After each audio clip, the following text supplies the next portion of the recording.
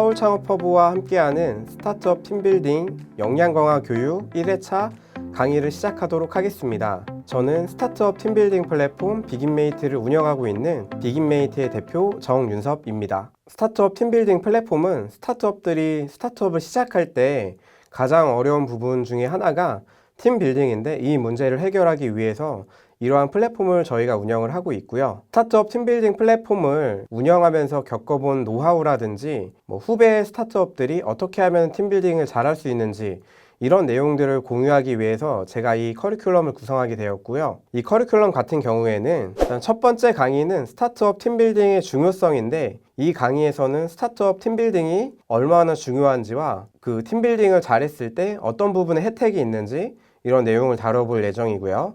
2강 성공하는 스타트업의 팀빌딩은 스타트업 팀빌딩을 위해서 대표자로서 어떻게 브랜딩을 하면 좋은지, 그런 내용에 대해서 다뤄보도록 할 예정입니다. 그리고 3강 성공하는 스타트업의 팀빌딩 두 번째는 팀원 모집 방법이라든지 팀빌딩 모집글을 어떻게 작성하면 되는지, 그런 내용에 대해서 다뤄볼 예정이고요. 4강 스타트업 팀의 목표 관리는 팀 빌딩이 된 이후에 팀의 성과를 높이기 위해서 어떻게 목표 관리를 하면 되는지에 대한 내용을 다뤄볼 예정입니다. 그리고 5강 스타트업 팀의 프로젝트 관리는 이제 여러 가지의 프로젝트들이 있을 텐데, 이 프로젝트 관리를 어떤 프로세스를 통해서 관리를 하면 좋은지, 그런 내용에 대해서 다뤄볼 예정이고요. 그리고 6강 스타트업 팀빌딩 이후 조직관리는 조직관리 기법, OKR이라든지 KPI 이런 부분에 대해서 조직을 어떻게 관리하면 되는지에 대해서 말씀을 드릴 예정이고요. 7강 스타트업 팀의 성장 같은 경우에는 팀 빌딩 이후에 전체적인 팀을 어떻게 성장하면 좋은지, 팀 전체의 비전 관리라든지 이런 부분에 대해서 말씀을 드릴 예정이고, 8강 스타트업 팀빌딩과 기업가 정신은 스타트업 팀빌딩을 위한 대표자로서 기업가 정신을 어떻게 합류하면 좋은지에 대한 내용에 대해서 다뤄보도록 하겠습니다. 이제 1강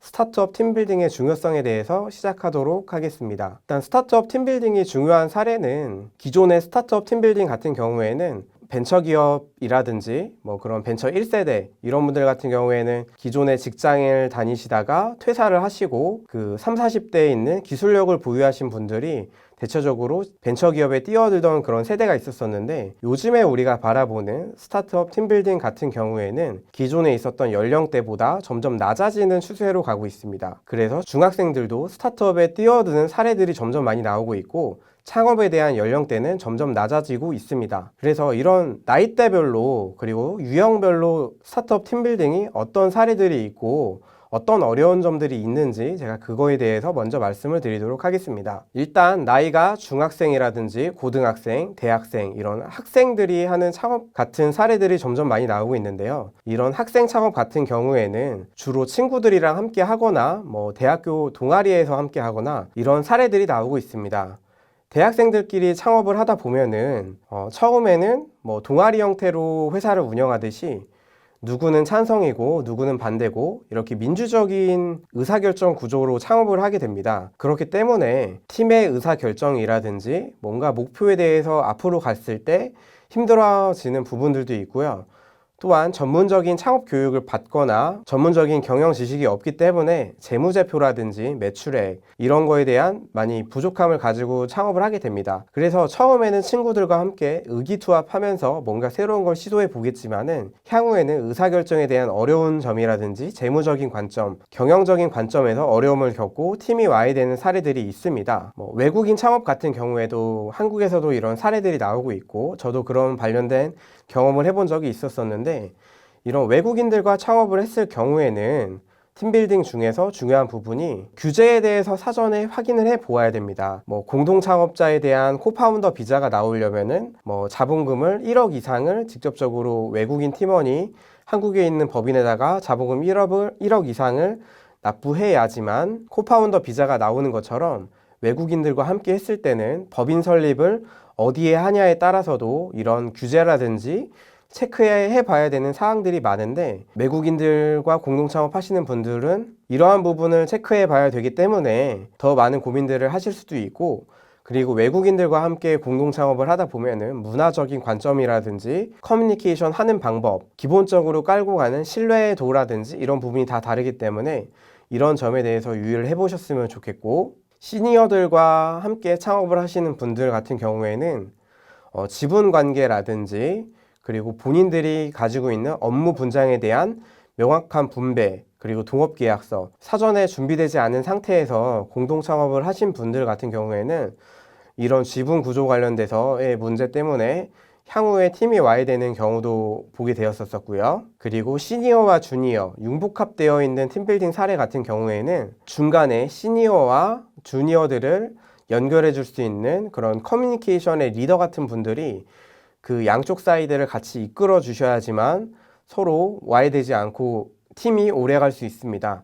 이처럼 팀빌딩 사례 같은 경우에는 너무 많고 케이스 바이 케이스이기 때문에 여러분들께서도 우리 회사가 현재 어떤 분위기에 있고 어떤 구성으로 이루어졌는지 꼼꼼하게 살펴보셔야 될 것 같습니다. 그리고 팀빌딩의 구성은 대표자, 경영진, 임원진 혹은 팀원, 공동 창업자 여러의 사례들이 있는데, 이런 내부적인 요인의 팀빌딩도 있겠지만은 여러분들께서 실제 정부 지원 사업에 합격을 한다거나 광고 같은 경우에 전문적인 내부 인력 중에서 광고를 제대로 할 수 있는 인력이 없을 때는 광고 대행사에 맡겨야 되는 경우, 이런 외주 업체와의 커뮤니케이션도 큰 단락으로 봤을 때는 이 모든 것들이 팀빌딩에 들어가게 됩니다. 그렇기 때문에 여러분들은 내부 인력에 대한 팀빌딩도 중요하지만은 외부에 있는 파트너라든지 외주 업체, 대행사 이런 분들과의 팀빌딩도 중요시 여기셔야 될 것 같습니다. 그리고 팀빌딩, 공동창업 이런 거에 대해서 중요시 여기는 부분들이 상당히 많은데, 과연 팀빌딩을 잘하면은 어떤 점이 좋을지 그거에 대해서 말씀드리도록 할 텐데, 팀빌딩 같은 경우에는 일단 정부 지원 사업이라든지 정부 지원 사업에서도 대출을 받을 때, 혹은 여러분들께서 투자 유치를 위한 투자 발표를 할 때, 투자를 받을 때 이런 부분에 대해서 다 들어가게 되고요. 또한 여러분들이 팀빌딩 이후에 회사에 대해서 기술적인 부분이라든지 경영적인 부분에 대해서 인정을 받으실 수 있는데, 벤처 인증이나 기업부설 연구소 설립, 이노비즈, 메인비즈 인증 이런 인증들에 들어갈 때도 각 구성원들의 그 팀빌딩이 얼마나 잘 되어 있냐 이런 부분을 보고 있으니까,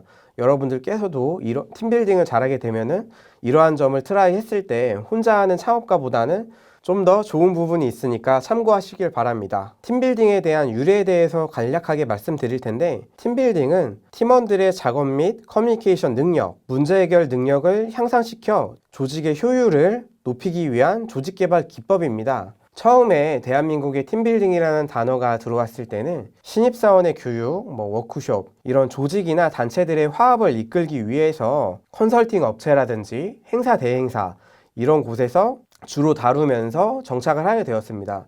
여러분들도 만약에 대학교 내에 있는 워크숍이라든지 신입사원 오리엔테이션 이런 곳에 가봤다면은 팀빌딩 게임이라고 해서 아이스 브레이킹을 위해서 뭔가 한다는 그런 게임들을 통해서 처음에 팀빌딩이라는 단어를 접해보셨을 것입니다. 그러나 저희가 바라보고 있는 스타트업 팀빌딩 같은 경우에는 벤처 붐이 일어난 이후에 실리콘밸리에 있는 유망 스타트업들이 팀빌딩을 통해서 회사를 만들고 그 다음에 투자 유치에 성공하고 성장한 기업들이 나오는 그런 실리콘밸리에 있는 팀빌딩 문화가 어느 순간에 국내에도 정착하게 되면서 스타트업 팀빌딩이라는 단어들이 생겨나고, 그런 스타트업 팀빌딩에 대한 중요성도 점점 부각이 되게 되었는데요. 이러한 팀빌딩에 대한 사전적인 정의에 대해서 말씀드리도록 하겠습니다. 공유된 목표를 달성하기 위하여 공동의 책임을 지고 정기적으로 상호작용하는 10인 미만의 팀을 지칭하고 있고요. 그리고 원활한 의사소통, 공유된 목표에 대한 합의, 책임에 대한 상호 공유, 그리고 함께하고 있는 구성원 간의 책임의식, 그리고 이런 팀빌딩을 이끌고 있는 리더 같은 경우에는 권위주의적이거나 팀원을 통제하지 않고 구성원 간의 화합을 이끌 수 있는 그런 조정자, 이런 키맨의 역할을 맡을 수 있는 사람들이 팀빌딩의 리더가 돼서 그 팀을 만들고 팀을 이끌게 됩니다. 글로벌 팀빌딩에 대한 사례에 대해서 말씀드릴 텐데, 일단 실리콘밸리에서 가장 성공한 스타트업들 중에 하나가 애플도 있고, 그리고 중국 같은 경우에는 알리바바에 대한 사례들이 많이 나오고 있습니다. 애플 같은 경우에는 3명에서 팀빌딩을 하게 되었고, 알리바바 같은 경우에는 처음부터 8명에서 팀빌딩을 하게 되었습니다. 이렇게 팀빌딩을 했던 애플과 알리바바 같은 경우에는 현재는 10만 명 이상의 직원을 보유하고 있는 유니콘 스타트업으로 성장을 하고 있습니다. 세계적으로 성공한 스타트업들 대부분이 채용이 아닌 함께할 동료를 구하고 공동 창업자들과 함께 사업을 시작하게 되었는데요. 이 내용처럼 채용이 아닌 팀빌딩부터 시작했다는 것은 과연 어떤 내용인지, 스타트업을 하시는 분들이 과연 채용이 뭐고 팀빌딩이 무엇인지 되게 헷갈려 하시는 부분들이 있는데, 이거에 대해서 비긴메이트를 운영하면서 쌓은 노하우, 그리고 비긴메이트만의 정의에 대해서 말씀을 드리겠습니다. 팀빌딩과 채용은 다른 것이 아닙니다. 다만 모든 기업의 시작은 팀빌딩 구간을 지나 성장하게 되는데요. 그렇다면 팀빌딩은 과연 어떤 의미를 가지고 있는지 좀 더 알아보도록 하겠습니다. 일반적으로 대기업 중심의 직원을 구하는 채용 시장이 한국에서는 가장 많이 알려져 있는 채용 시장인데, 이런 채용 시장에서 함께 할 수 있는 공동 창업자를 찾는 거라는 정말 어렵습니다. 예를 들어서 J사, 그리고 S사, 그리고 I사 이런 회사들에 있는 서비스를 이용해서 함께 할 수 있는 공동 창업자를 찾기란 정말 어려운데요. 그렇기 때문에 대기업 중심의 직원을 구하는 채용 시장, 스타트업은 직원이 아니라 함께 할 수 있는, 함께 소통할 수 있는 그런 팀원을 원한다, 이런 생각을 가지고 있습니다. 그래서 팀빌딩과 채용의 차이에 대해서 어느 정도 말씀드릴 텐데, 팀빌딩 같은 경우에는 공동 창업자와 팀원, 그리고 조직을 함께 만들 수 있는 핵심 인력들이 모여있는 그런 시기를 팀빌딩 시기라고 저희는 바라보고 있고요. 기존의 채용 같은 경우에는 급여나 성과금에 따라서 줄 수 있는 급여에 맞는 스펙이라든지 능력을 보유하고 있는 사람들을 돈을 주고 고용해서 함께하는 갑과 을의 관계라고 보실 수 있는데, 저희가 바라보고 있는 팀빌딩 같은 경우에는 갑과 을이기보다는 서로 함께 회사를 이끌어가고 만들 수 있는 그런 사람들을 뜻하고 있습니다. 그렇기 때문에 이런 함께 회사를 이끌어갈 수 있는 사람들과는 지분이라든지 스톡옵션, 이런 회사의 주인의식을 가지고 함께 회사의 주인이라고 생각될 수 있는 그런 보상 체계를 함께 할 수 있고요. 또한 스타트업 같은 경우에는 하이 리스크, 하이 리터닝 기업들이 대다수인데, 이처럼 리스크는 높지만 성공했을 경우에 가져가는 그 높은 보상 체계를 함께 공유할 수 있는 팀원들을 모을 수 있습니다. 이처럼 단계를 나눠 봤을 때 예비 창업팀이나 초기 스타트업 단계 같은 경우에는 대체적으로 팀 빌딩 단계를 거치게 되고요. 그리고 조직의 규모가 15명, 10인 이상, 그리고 조직의 인원수가 10인 이상, 20인 이상, 50인 이상, 이런 단계 같은 경우에는 중소기업 단계, 중견기업 단계, 대기업 단계로 이렇게 나눠질 텐데, 이런 단계에서는 조직 문화, 조직 체계가 어느 정도 잡혔던 스타트업들이 이런 채용 단계로 넘어가는 것을 보실 수 있습니다. 스타트업 팀빌딩의 중요성에 대해서 조금 알아봤는데요. 팀빌딩에 대한 정의는 어느 정도 알아보셨을 것 같고, 스타트업 팀빌딩을 하려고 하고 있는 예비 창업자라든지 함께 할 수 있는 팀원들은 어떤 마음가짐으로 하게 되는지 간략하게 말씀드리도록 하겠습니다. 일단 스타트업 같은 경우에는 함께 회사를 만들어 갈 수 있는 동료가 필요하기 때문에 직원이기보다는 주인의식을 기본적으로 가지고 갈 수 있는 사람들이 좋고요. 또한 열정을 가지고 계셨으면 좋겠습니다. 또한 뭔가 새로운 것을 시도하고 될 때까지 뭔가 해볼 수 있는 그런 근성이라든지 열정, 이런 패션에 대한 것들이 있으신 분들이 좋을 것 같고요. 그리고 스타트업 같은 경우에는 습득력을 정말 중요시 여기는데, 스타트업들이 하고 있는 아이템들에 대한 트렌드라든지 시장 변화에 대한 것들, 그리고 새로운 기술에 대한 빠른 습득을 요하기 때문에 무언가 새로운 것을 배우고 빠르게 실행할 수 있는 이런 습득력을 가지고 있는 인재들이 많이 필요합니다. 1강에서는 스타트업 팀빌딩의 중요성에 대해서 알아보았고요. 2강에서는 성공하는 스타트업 팀빌딩을 위한 브랜딩 전략에 대해서 다뤄보도록 하겠습니다. 긴 강의 들어주셔서 감사합니다.